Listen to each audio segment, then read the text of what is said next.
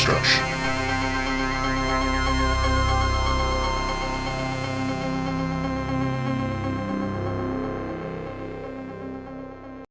Hey everybody, what's up? It's the HorrorDeconstruction. You can find us on Instagram, Facebook, but most likely on YouTube. Give us a like, share, and subscribe.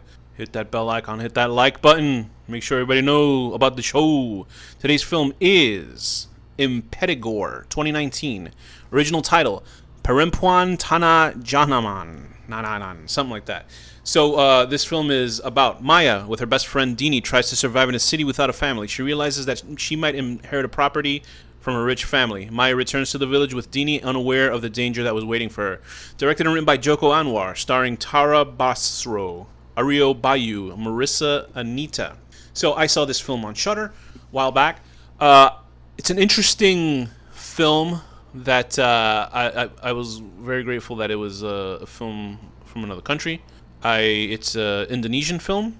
I really ended up liking this film, although it was not what I was expecting. I was sort of expecting like a rabid cult movie where, like, you know, a woman who's a fish out of water, where she goes from one type of lifestyle to visit the outskirts. Basically, you know how like Cannibal Holocaust is. Well, that's not a cult, that's more of a tribe. Where it's more like X Cross, which is a really good Japanese horror film if you want to check it out. X Cross, that's a great film.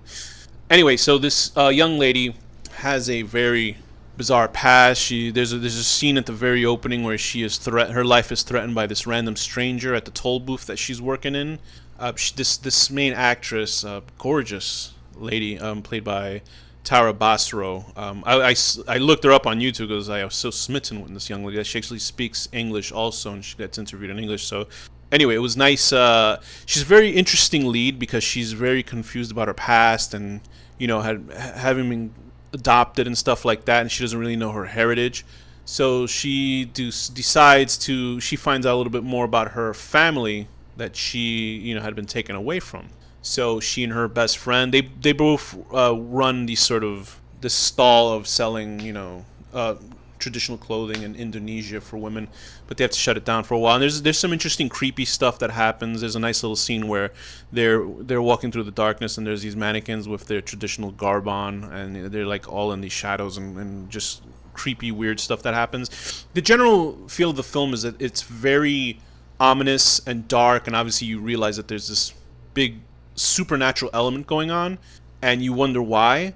So as this woman makes her way to this country that's like this area that's like in the boondocks, basically very like poor country, poor country as in poor area. It's a lower income area where people are basically living hand to mouth, and they're deeply religious over there, but they're also very superstitious, because what's been happening is that a lot of the children that are being born in this village are stillborn, and they look a little bit mutated, and they're trying to figure out what this is, and they figure out, what comes to their mind is that they must kill off the living relative, or the last living relative of the person who put this curse, or who they believe put the curse on this village. They need to kill this person so, you know, everything can go back to normal, and their children could be born normally and stuff like that. So that's the basic gist of the film, is that she is being systematically hunted down by all these, I wouldn't say all these people, there's like a handful of them,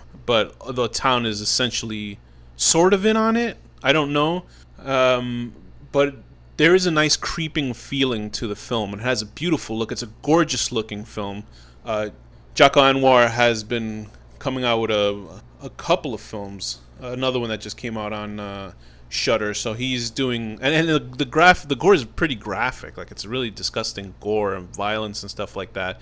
And there's this shadow puppetry stuff that looks really cool. It looks like a very high budget film, and I appreciated all the work that went into it. It is slightly disappointing, but that's on my bad, because I thought it was going to be a certain type of film, and it's more of a slow burn type of film than it is frantic craziness or weird cult action movie. It turns into a little bit more screwy stuff in the last 10 minutes, usually, like all these cult films do.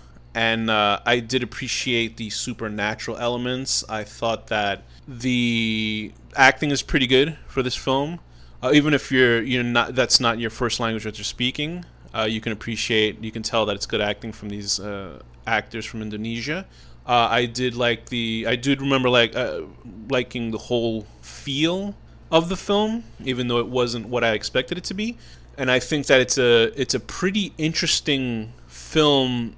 It has some strange sort of plot holes, as in, I understand it's not easy if you're dirt poor to leave a village to go somewhere else. But I mean, if you have even the slightest hint that your child is gonna die mutated and it's been happening over and over, wouldn't you just leave the village or try to find another way out of this place?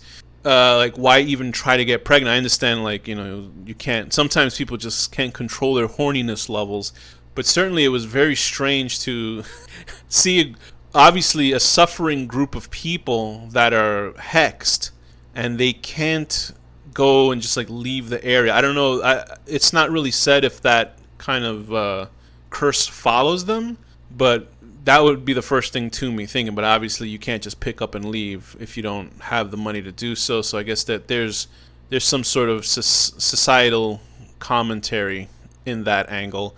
Like I said, the lead actress is great. There's a gruesome murder of other characters and stuff like that.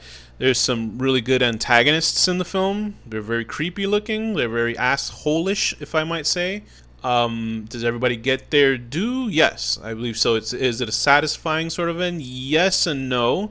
But you got to stick through to see how this creepiness reveals itself. And if you like Japanese ghost kid and horror movies, they have elements of that in here as well.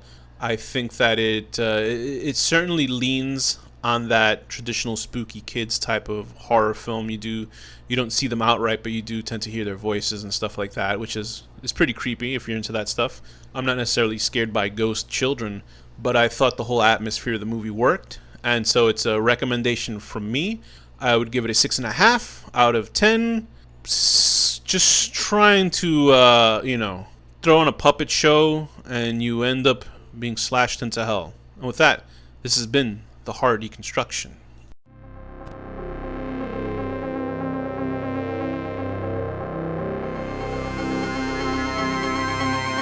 The Horror Deconstruction.